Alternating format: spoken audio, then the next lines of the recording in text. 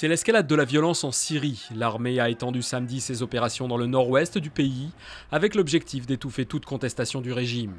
19 civils ont péri vendredi lors d'imposantes manifestations réprimées par Damas. Depuis le 15 mars, début du mouvement de contestation, 1640 personnes ont été tuées et quelques 10 000 autres arrêtées selon l'ONU. Le Maroc, bientôt monarchie constitutionnelle et parlementaire. La proposition émane de Mohamed VI en personne. Un référendum est prévu le 1er juillet. Principale mesure, des pouvoirs exécutifs renforcés pour le Premier ministre et une justice indépendante. Insuffisant pour le mouvement des jeunes du 20 février qui appelle à manifester dimanche. Les médecins évoquent une légère amélioration de son état de santé. Au CHU de Lille, un petit garçon de 2 ans est toujours plongé dans le coma en raison de troubles neurologiques apparus après avoir mangé des steaks hachés surgelés. Les 6 autres enfants hospitalisés, qui souffrent de diarrhée hémorragique liée à une bactérie E. coli, sont eux dans un état stable.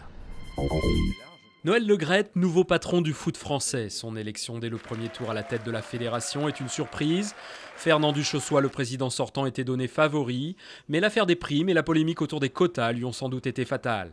Noël Le Graët connaît bien la FFF, il en était le vice-président depuis 2005. Christophe Lemaître améliore son propre record de France du 100 mètres. En 9 secondes 95, le Savoyard a remporté l'épreuve des championnats d'Europe par équipe d'athlétisme à Stockholm. Premier sprinter blanc sous les 10 secondes, c'est la 3e fois qu'il améliore sa marque d'1 centième depuis son premier record en finale des championnats de France le 9 juillet 2010.